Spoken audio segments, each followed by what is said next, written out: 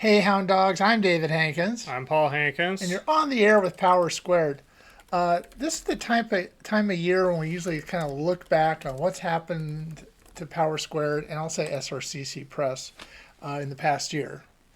So this is our kind of wrap-up edition of OAPS, and then Or a rewind, as YouTube used to call rewind, it. and then we'll do a sort of a what's going to happen, hopefully, beginning of next year.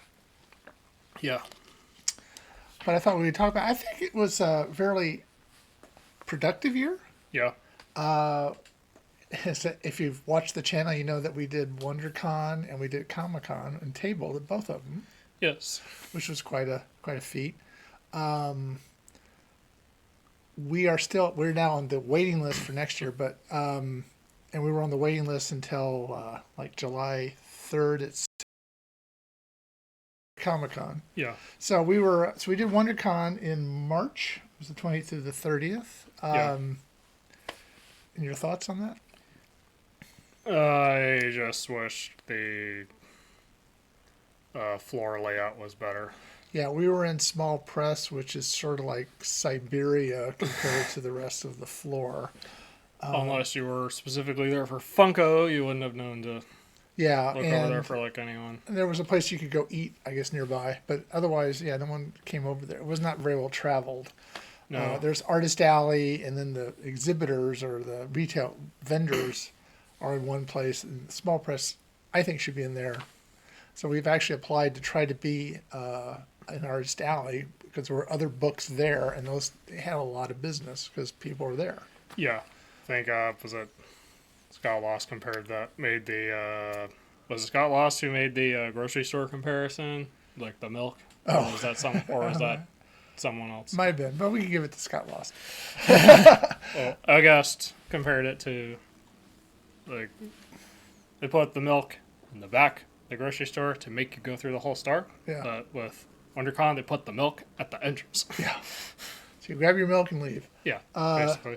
Yeah, so it was. I'm less likely to want us to do small press again if we're going to be again stuck in the back. Yeah. And we don't have that to worry about yet because they haven't. Again, we're on the wait list for Yeah, it. so fingers crossed, I Yeah, guess. that's kind of mean. We did it last year. Come on. And then they tell you that they're trying to get the best. You weren't going to be the best one. That's kind of a mean way of saying it.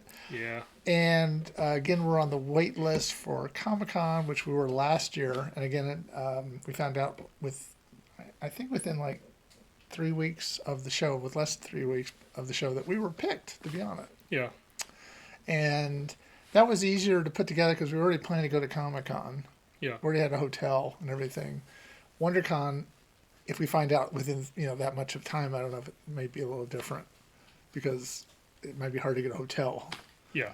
And we don't normally stay down there except for when we were tabling. So we'll see how that goes. I suppose if we don't get a table there, would we at least want to go for a day? Oh yeah, we plan to go, but yeah, it's not really. I mean, I remember the first few times I went, it seemed like it was bigger somehow, and Yeah. now it seems like it's gotten smaller, Yeah. and there weren't any really big names there last year. Not really. Yeah, so it's you got to kind of. I'd like us to do conventions, which we are going to talk about next year. Yeah. But at the same time, I don't want to kind of waste money on it Yeah. too much. We did have some, I'll say, meager sales at WonderCon, and we did better at Comic-Con, I think. Way better at Comic Con. Yeah, and that was a better, I think, a better overall experience. You felt you were more part of, even though a lot of people walked right by you. Yeah. But We're you felt, working out the kinks in our setup. yeah, but I think it was a better con for us. Yeah. One of the things that grew out of WonderCon, and we still need to follow up, so my apologies to Ryan. We got our book, our two trades at Golden Apple Comics in Hollywood Yeah. at the beginning of the summer. We were supposed to come back by. It's not really on our route, but we do appreciate it. So they're there, hopefully still there, and we'll go by and, as Paul said, pick up the ones that didn't sell, maybe everything. But Yeah. it was really cool to be in a major store. Yeah. Yeah, that was pretty cool. So, that was the I guess the big events that we were part of. We're again trying to do cons next year as well, and I think once you do a con, you kind of feel like you want to keep doing them in some ways. Yeah. So, hopefully WonderCon, hopefully Comic Con. We are a comic book, hard to believe, and we actually did put out some issues. We put out 3 issues. Yeah. And then we put out 10 issues of Trevor's The Blade of Miracles. Yes, which was intended from the start to be a monthly release. Right. And we have 2 more months to go. And then I'm assuming he'll have something else. I'm kidding. But I mean, we're open to whatever Yeah. you guys come up with. And actually, Trevor wrote the first book we released this year. Yes, which was the Gashadokuro issue, which went together with my Yukiona issue. Yeah, so these were sort of the boys on their own battling yokai, and then trying to, because they have to share powers, sometimes you can't use it when you want to because the other one's using it. Yeah, so we demonstrated them what happens when they try to use them at the exact same time. So I think that was pretty cool. And then we did The Great Escape, which I wrote. And it was kind of getting Dr. Atlas out of yokai jail. Yeah. We wanted to address, like, if he went to yokai jail in this issue, why is he still doing evil stuff? Right after that. Yeah, so he got out. So that's part of the Great Escape. Yeah. We were planning to do a 4th. We actually have finished a 4th issue, but because we were having other issues, which we'll get to, we decided to sort of just hold that off until the beginning of next year. Yeah. And that was one in which it's sort of a spin-off. We can talk about that next year, but it's sort of a spin-off issue in case, those pilots you used to do on TV. Yeah. They'd spin off an issue. So we'll see. We'll talk about that next year. Sometimes you have episodes of shows that are backdoor pilots. Right. That's kind of, this is a backdoor pilot. Yeah. Yeah. Like the DuckTales reboot had episode that was a backdoor Darkwing Duck pilot. All right. Or Darkwing Duck reboot pilot. So, I would have wanted to see more. Well, hopefully you'll like it, and it's sort of different power squared. Yeah. Yeah. Which could sound like anything. Anyway, so you also edited the 10 issues that Trevor put out. Yes. We were also, the first issue of Power Square and the first issue of The Blade of Miracles were also available vertically. Yes. I have no idea how that went. No. I'll have to follow up with the guy on that. Yeah. I have no idea about sales except for when we actually sell them at a con. I don't, so it's not money making yet, but it's still fun, I think, to do. Yeah, and I guess our partnership with Library Pass is going all right. Yeah, we've sent them a 3rd trade, so hopefully that's out and available. So yeah, and we get little, 10 cents or whatever from that. Well, these people are reading the book. Yeah, that's the idea. So yeah, I didn't even have that down. Yes, we have a 3rd trade at Library Pass. Yeah. Comics Plus Library Pass. We had part of the reason we were held back an issue is we had some sort of, I'll say, we had to change artists. Yeah. And Jim Reno, who was our artist, ended up doing 1 issue, and we had. It wasn't working out. Yeah, it wasn't working out. Her schedule and our schedule didn't match. So we've actually hired a new artist, and she's working on the book, probably as we're talking. Wendy Renard, who I've actually not spoken to or seen, but she's working on the book, and she's doing a lot of. She's kind of cranking on it, which is really good, and it makes me feel more like we're doing a comic book again, instead of this idea, The machine is up and running again. yeah, and so hopefully we'll be getting through several issues in the next few months and be able to kind of keep up. We were sort of lucky in the beginning to be kind of ahead, Yeah. and then now we're sort of like catching up, Yeah. which is not. I don't like being in that place. Well, things happen. Yeah, and so I'm hopeful that things will be good going forward. Yeah. Okay, that brings me to this channel, Yes. which we do a weekly podcast, week in, week out. And I'm pleased that we were able to do like 52, even if we don't do it. Julia Cannon has been sitting in for us, Yeah. and appreciate her doing that. So we've been able to keep it going, and we've even done a couple of, try to do live from the floors at WonderCon and at Comic-Con, which I don't know if that was a big Yeah. success. It was sort of like the moon landing, with as far as the technology, as far how it came out. But one of the things we do, besides On the Air with Power Squared, is we do taste tests, Yes. which we did 3 this year. I thought we did more. Well, we filmed stuff, but then the footage is unorganized, so I wasn't able to put Okay. anything else together. All right, so we did one that was Oreo Reese's when they kind of were briefly dating. We did the fusion dance. Yes. We did Mountain Dew taste test, Yeah. which was It was, well, we were trying to taste some store exclusive flavors. that's right. And then we also did Ruffles versus Lay's all dressed taste test. I know, which Yeah. is something you near and dear to your heart, was all dressed. All dressed as my favorite Ruffles flavor.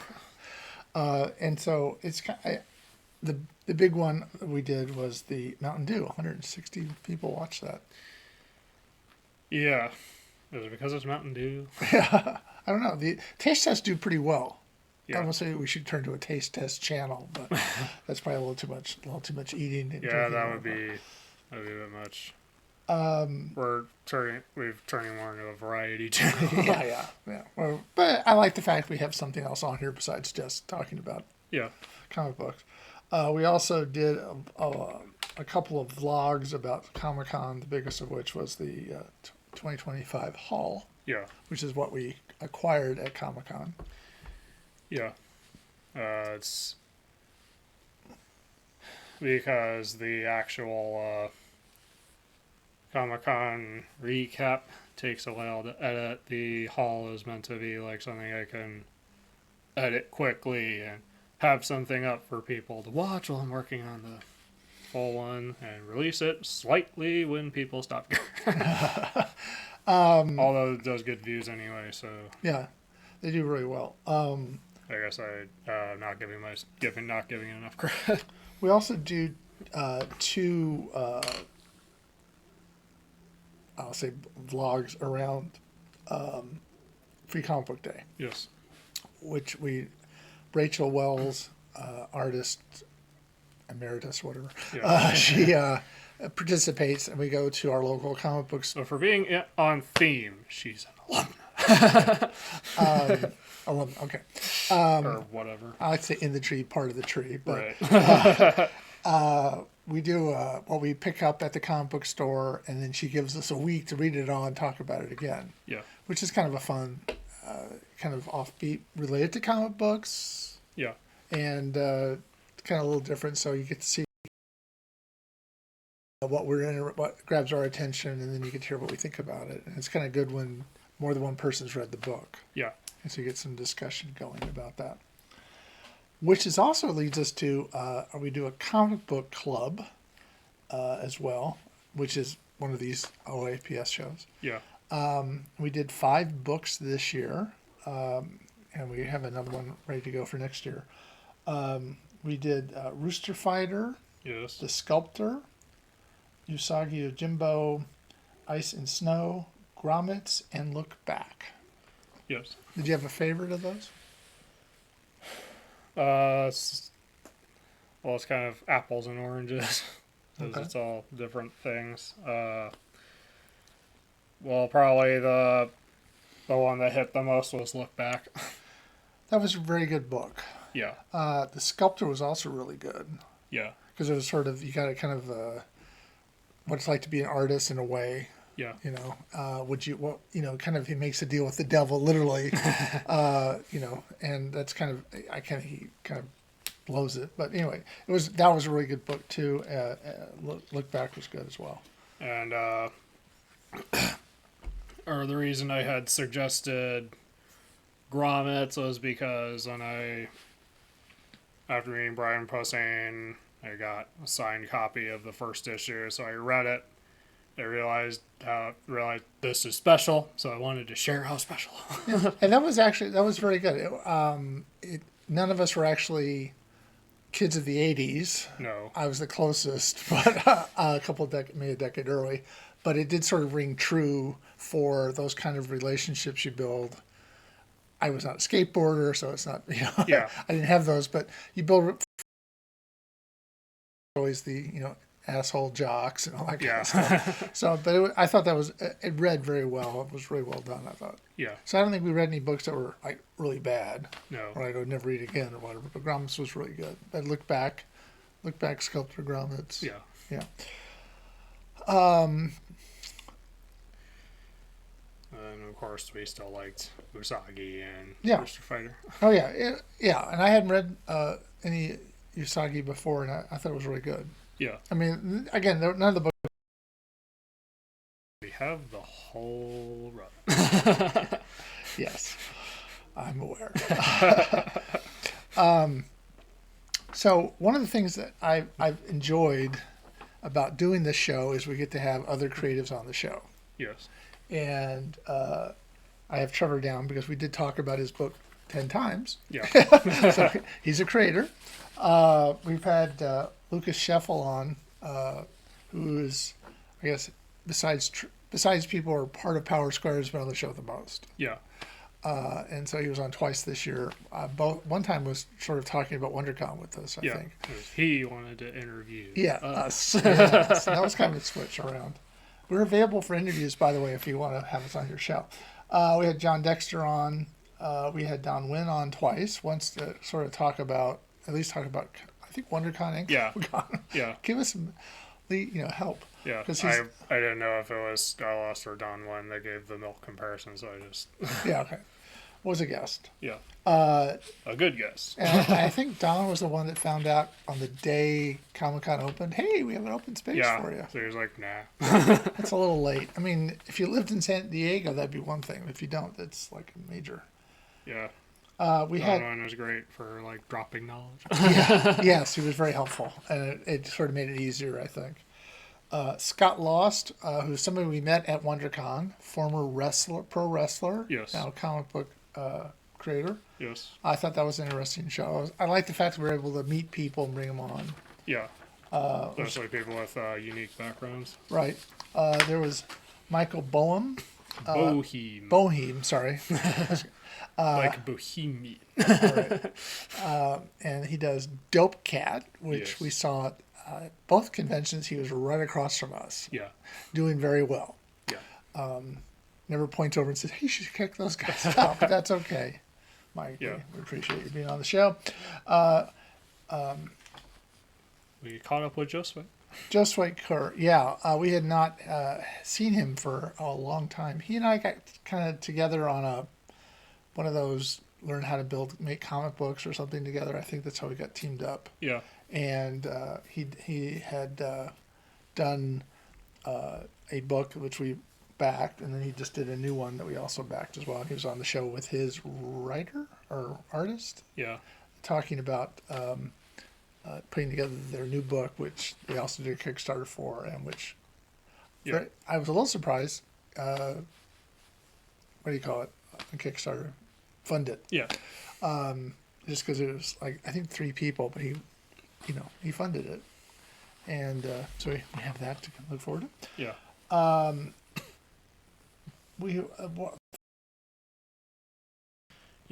We had Eric and Julia Leewald on. Yes. People we've been trying to get on the show for a while. Yeah. And I think that was kind of interesting. It was kind of fun. Yeah.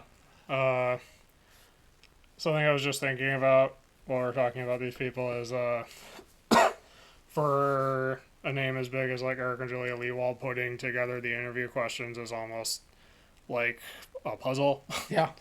You want to ask substantive questions, but then when they've worked on stuff like X-Men or Street Fighter, the animated series, you kind of want to take the opportunity to ask like a handful of nerdy questions. Oh yeah. And yeah.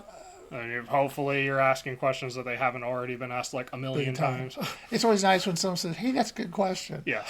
Of course, you don't know if they say that to every question. Hey, that's a good question. What did you have for breakfast? Hey, that's a good question.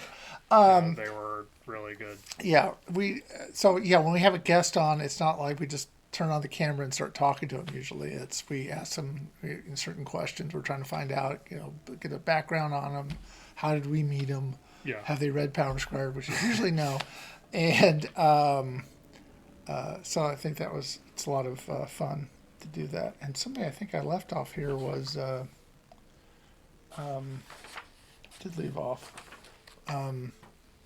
Mouse Garden. David Peterson. David Peterson. Yeah, we had him on a second time. Yeah, I left off this list by mistake. This time with Peterson, we were talking about his collaboration with Wizards of the Coast on the Bloomborough set. Mm-hmm. So we got to ask those questions and got a lot of good insight on what his experience was like doing showcase artworks. And the nice thing about David Peterson is he will talk as long as you want to talk. Yes. So he's just getting going when we're doing the show. So it was, he's a good person to have on the show. And he's the one person that had read Power Squared, and I did want to say that. We also had Patrick Horvath on.